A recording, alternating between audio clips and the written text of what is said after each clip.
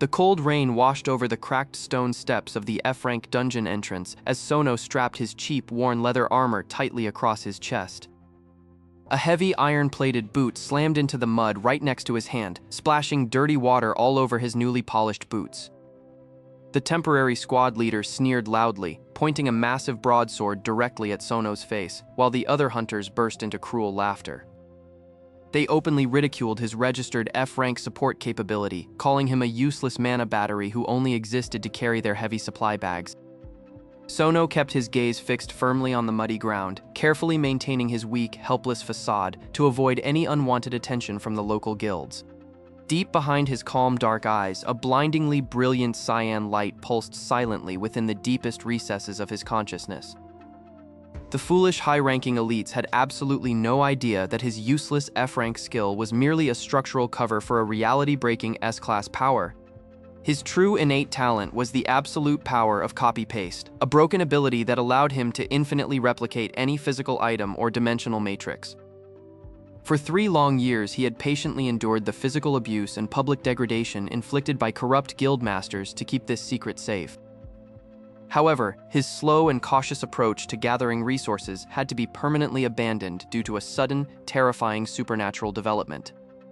Pulling back his damp sleeve, he stared directly at a glowing eldritch numerical brands etched deeply into the flesh of his forearm. The ominous numbers constantly ticking downward represented a strict 20-year life force deadline imposed by a cosmic, otherworldly entity. He vividly recalled the nightmarish moment he inadvertently signed the historical contract with that faceless aberration in the depths of a ruined dungeon. The otherworldly being had granted him the conceptual replication power in exchange for a massive chunk of his primordial soul essence. If he failed to ascend to the absolute pinnacle of the hunter ranking system before the countdown reached 0, his entire existence would be completely devoured. To survive this existential threat, Sono sat at his wooden desk and activated his internal status interface to analyze his current resource reserves. His unique system interface displayed a highly complex web of formulas, detailing how his F-rank infinite mana generation could fuel his duplication skill. By utilizing 115% of his cognitive brain capacity, he had successfully engineered a perfect structural loophole within the system rules. Normal item replication required an astronomical amount of magical energy, which typically limited high-tier rankers from ever duplicating powerful artifacts. But because his underlying support skill provided an endless, inexhaustible river of pure mana, he could bypass those strict limitations entirely. He didn't just want to create ordinary weapons, he intended to replicate divine artifacts that possessed game-breaking combat capabilities. A brilliant, dangerous plan suddenly coalesced in his mind as he pulled up a secure online information broker forum on his terminal. The upcoming public exhibition at the elite Zenith Guild headquarters was scheduled to display the legendary, heavily fractured Clicia Dragon Sword. This specific legendary weapon was renowned for its peerless destructive power, but it suffered from a fatal flaw. Its durability was permanently set to 1. Because it would break after a single massive strike, no elite ranker dared to actually use it in a real high-stakes dungeon raid.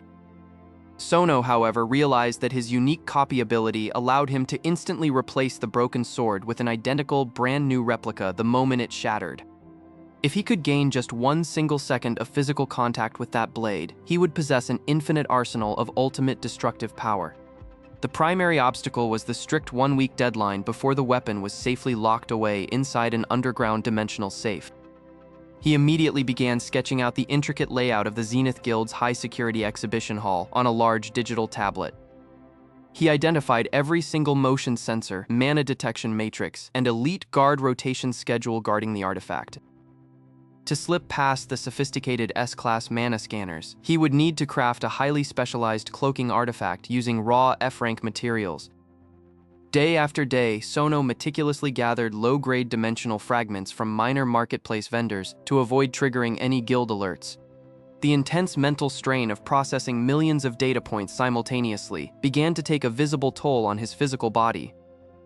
Yet every single time his muscles faltered, the pulsing crimson numbers on his arm flashed violently to remind him of his impending doom.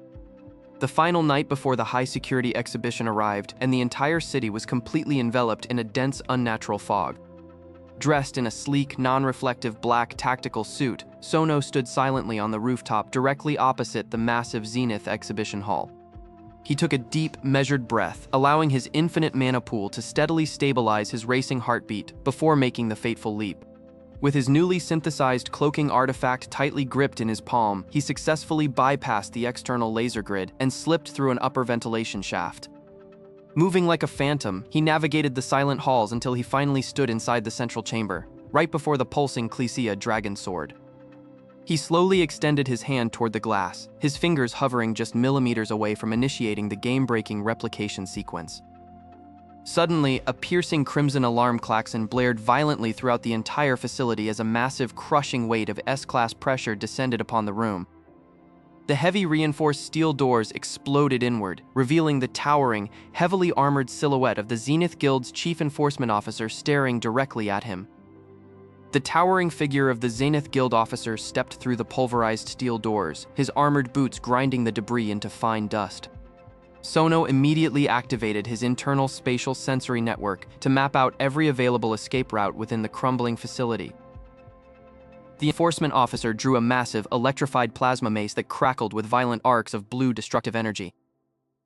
Suddenly, the entire underground complex shuddered violently as a massive shockwave rolled through the foundation from the surface above. A deafening siren wailed throughout the district, signaling an unprecedented localized dungeon break near the metropolitan harbor area. Seizing the moment of chaos, Sono threw a highly pressurized smoke pellet onto the floor to completely obscure his coordinates. The Zenith officer swung his heavy mace blindly through the dense fog, shattering the support pillars but missing his target. Sono bolted up the emergency staircase, using his infinite mana pool to reinforce his legs for supernatural speed. Emerging onto the surface, he witnessed the massive rainbow bridge splitting apart under the weight of a colossal entity. A catastrophic level, 190 giant beast resembling an armored abyssal leviathan rose from the boiling ocean waves. The creature roared, unleashing a localized shockwave that instantly shattered every glass window within a 3-mile radius. Sono analyzed the monster's overwhelming stats through his system interface, realizing the local defense hunter forces stood absolutely no chance. Before he could formulate an extraction strategy, 3 figures clad in specialized matte black stealth gear materialized from the shadows. They wielded dark-attributed daggers designed specifically for silent, rapid assassination assignments inside high-hazard zones. Sono recognized their combat insignias immediately as elite cleanup agents hired by the corrupt hunter factions to silence him. The lead assassin lunged forward with blinding physical velocity, aiming a lethal strike directly at Sono's exposed throat. Relying on his hidden arsenal, Sono instantly accessed his spatial inventory to retrieve a unique tactical material. He manifested a specialized reel of high-grade steel spider silk, an item he had replicated hundreds of times over.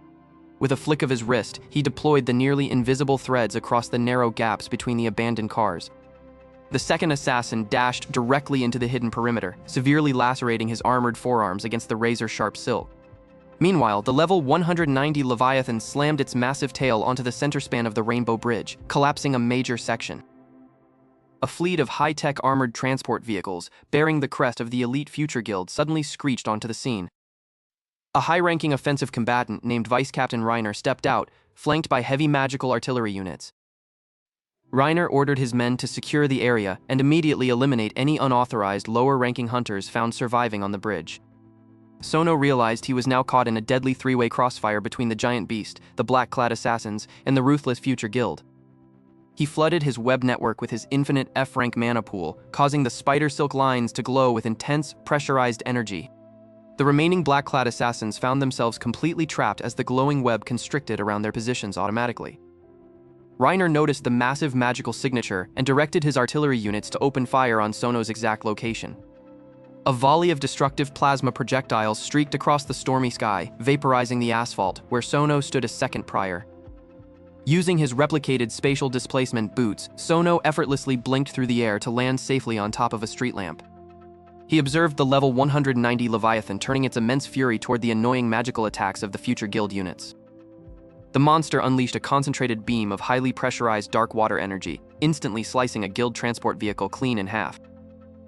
Reiner's arrogant composure shattered instantly as his primary defensive frontline vanished under the overwhelming level 190 tier power.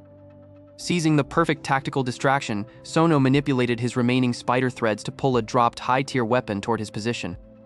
His fingers brushed against the hilt, immediately triggering his S-Class copy-paste system interface to replicate the rare item infinitely.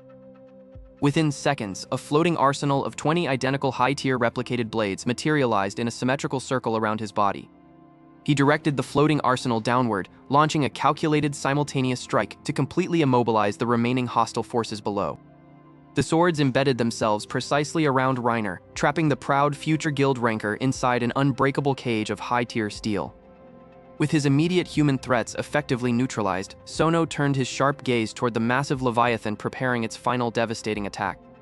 Suddenly, a deep, ominous countdown clock materialization burned itself violently into the skin of his right forearm, pulsing with an ethereal black light. The searing heat of the ethereal black light sliced through Sono's nerve endings as the countdown clock etched itself permanently into his right forearm. The digital digits flickered erratically before locking into a terrifyingly precise sequence of numbers that began counting backward. Clutching his throbbing arm, Sono realized the otherworldly entity was accelerating its timeline, giving him far less room for error than originally anticipated. He immediately activated his F-rank infinite mana generation skill to suppress the localized temporal energy radiating from the mark. The overlapping energies hissed violently against one another, forming small wisps of gray smoke that evaporated into the cold night air. With his physical condition temporarily stabilized, Sono pulled his hood low over his face and vanished into the labyrinthine streets of the metropolis. Meanwhile, at the monolithic headquarters of the Global Hunter Association, an emergency high-level assembly had been abruptly called to order. Dozens of elite guild leaders and political delegates sat around a massive circular mahogany table, their faces illuminated by cold holographic projections. Chairman Kang slammed his hand onto the pristine surface, demanding silence as a complex map of local dimensional dungeons appeared in mid-air. The graphical charts displayed an unprecedented 400% spike in dungeon recovery speeds across multiple low-tier zones, completely baffling the association's analysts. Elite representatives from the Future Guild argued that an unregistered S-Class anomaly must be secretly harvesting the dimensional fragments for black market profit. Accusations flew wildly across the room as rival factions suspected each other of violating international resource-gathering treaties to monopolize rare materials. Unbeknownst to the squabbling elites, the true cause of the ecological anomaly was currently standing inside a subterranean concrete vault deep below the city's abandoned subway network. Sono surveyed the damp, empty space and determined that its structural depth would perfectly mask the immense mana signatures generated by his copy-paste skill. He knelt on the gritty floor, placing his left palm firmly against the cold ground to begin mapping the perimeter with structural replication nodes. A blinding grid of neon blue lines erupted across the floor, tracing every crack and column to claim the entire area as his sovereign territory. With the foundation established, Sono opened his inventory, manifesting dozens of raw dimensional crystal shards he had harvested from previous raids. He activated his core S-Class ability, duplicating the rare dimensional shards by a factor of 100 without consuming a single unit of external resources. The sheer volume of duplicated materials cascaded into heavy metallic storage crates that Sono had strategically replicated to organize his wealth. Next, he extracted a piece of highly classified automated fabrication machinery that he had discreetly scanned during his brief encounter with the Future Guild's logistics team. The complex system recognized the duplicated components flawlessly, materializing a fully functional high-output mana filtering terminal right before his eyes. Suddenly, a sharp wave of political realization struck him as he patched into the encrypted audio feed of the ongoing Hunter Association conference using a replicated scanner.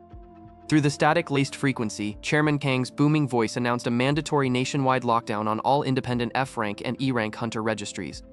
The corporate elites intended to use the lower-ranking hunters as forced scouts to investigate the anomalies, treating them as nothing more than disposable meat shields. Sono's jaw tightened as he realized his current F-rank hunter identity would make him an immediate target for this upcoming forced conscription draft. To bypass this bureaucratic trap, he opened his database and initiated the creation of an entirely new, independent sovereign organization that answered to no government.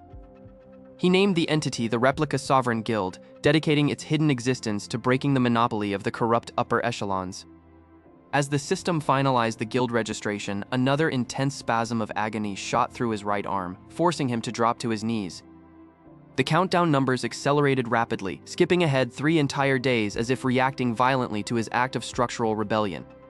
Gritting his teeth through the blinding pain, Sono forced himself back up, refusing to let the mysterious temporal curse dictate his fate.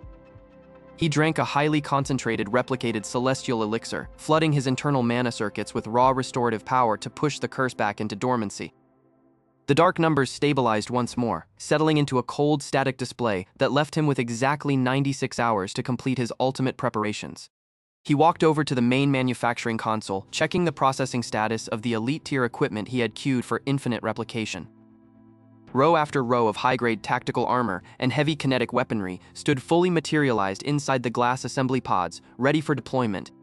He knew that to secure his absolute independence, he would need to recruit reliable allies who were also marginalized by the corrupt association system. With his bottomless well of replicated S-class equipment and infinite mana supplies, offering them an undeniable path to power would be trivial. Far away in the administrative offices, an elite sensor team suddenly detected a localized spatial anomaly originating from an uncharted underground sector. The readings indicated a massive accumulation of hidden mana that threatened to disrupt the city's primary defensive barrier array. Chairman Kang immediately authorized a heavily armed tactical reconnaissance squad from the Future Guild to locate and eliminate the source of the unauthorized power signature. Back in the deep darkness of the concrete vault, Sono's primary defense monitors suddenly began flashing an intrusive, high-pitched proximity alert. The outer perimeter sensors picked up the heavy footsteps of elite strike teams entering the upper drainage tunnels directly above his secret base. Instead of retreating, Sono slowly reached for the hilt of his freshly duplicated dragon broadsword, his expression turning entirely devoid of emotion. If the corrupt upper echelons wanted to breach his sovereign territory, he would ensure their first encounter with a god of replicas would be their absolute last. The defensive barriers around Sono's newly constructed underground base hummed with a quiet, menacing power as the final system calibration sequences locked into place. A holographic projection table in the center of the command room suddenly flickered to life, casting sharp cyan geometric lines across Sono's stoic face. The seasoned master hunter Shiosaki materialized on the communication line, his digital avatar looking unusually weathered and deeply troubled by recent events. Shiosaki wasted no time on pleasantries, immediately adjusting his glasses as he began detailing a catastrophic development unfolding in the remote Nevada desert. The Master Hunter explained that multiple high-level dimensional fragments were suddenly merging together at an exponential, unprecedented rate. If these unstable spatial anomalies completely unified, they would create an uncontainable dimensional tear capable of swallowing the entire continent. Sono watched the simulated destruction matrix calmly, his brilliant mind already computing the exact coordinates of the primary spatial anchor point. He realized that the location of this apocalyptic merging event precisely matched the restricted zone of the historical Area 51 military base. Shiosaki then transmitted an encrypted, decades-old file that sent a profound jolt of recognition through Sono's entire body. The decrypted document revealed that Sono's own father had been the lead researcher who originally discovered these dimensional artifacts at Area 51 before vanishing. The old research notes detailed a unique genetic frequency required to stabilize the core of the replication anomalies, a frequency that Sono inherited perfectly. Armed with this ultimate missing piece of his past, Sono stood straight and declared that the time had come to step out of the shadows permanently. He activated the global communications grid to summon his most trusted allies, who had stood by him during his lowest F-rank moments. Within moments, his loyal squad members entered the command hall, their expressions a mixture of fierce determination and absolute trust in his leadership. Sono officially announced the birth of their sovereign guild, a faction free from the corruption of the upper echelons and dedicated to saving the world. The team prepared for immediate deployment, equipping high-tier weapons that Sono had meticulously replicated and upgraded to infinite durability. Stepping through a specialized spatial gate, the guild instantaneously teleported directly into the barren, wind-swept expanses of the Nevada desert. The sky above Area 51 was completely shattered, torn open by a massive, churning vortex of colliding realities and violent energy discharge. Corrupt strike teams from rival elite guilds were already at the perimeter, trying to hoard the falling dimensional fragments for their own selfish gain. The dimensional instability suddenly manifested hundreds of high-level void monsters, which immediately ambushed the corrupt elite hunter factions. Sono stepped forward into the unfolding battlefield chaos, completely unfazed by the terrifying scale of the multi-dimensional threat before him. With a single thought, he activated his absolute S-class copy-paste ability at a scale the world had never witnessed before. He manifested 100 exact replicas of the legendary Clicia dragon sword, suspended in the air like a magnificent crown of golden light. Secure the perimeter and protect the civilians. I will handle the core myself, Sono commanded his allies with absolute conviction. His trusted allies moved instantly, using their upgraded gear to perfectly intercept the invading void monsters and rescue the stranded hunters. Sono sprinted directly toward the epicenter of Area 51, where his father's old underground research bunker lay exposed by the tearing earth. A colossal void entity, the manifestation of the merging fragments, blocked his path and let out a reality-shaking roar. Sono did not slow down, instead commanding 50 of his replicated dragon swords to rain down from the heavens like a tactical strike. The divine blades pierced the Titan flawlessly, their infinite durability bypassing the creature's dimensional defenses and shattering its form into harmless dust. Leaping down into the ruined subterranean research facility, Sono found the ancient dimensional control console built by his father. On the master monitor, a final recorded message from his father began playing automatically as Sono approached the interface. His father's voice explained that he had locked the core to prevent corrupt corporations from weaponizing it, trusting that his son would one day use it to save humanity. The temporal countdown marking on Sono's flesh began to burn intensely, reminding him that the 20-year deadline was expiring at this exact minute. Placed with absolute clarity, Sono slammed his palm directly onto the central stabilization matrix of the core console. Utilizing his infinite mana generation capability, he flooded the entire global dimensional framework with an endless torrent of pure stabilizing energy. The merging dimensional fragments immediately halted their chaotic collision, perfectly realigning into a harmonious, stable system structure. The red countdown marking on his arm completely dissolved into gold dust, signaling that his life force deadline had been shattered and permanently undone. Sono walked out of the ruined facility into the bright desert sunshine, greeted by the thunderous cheers of his sovereign guild allies. The corrupt old guild factions watched in absolute awe and defeat, realizing that a new era dominated by an independent superpower had officially begun. Standing tall at the peak of the Hunter world, Sono looked toward the future, no longer a mock F-rank support, but the undisputed god of replicas.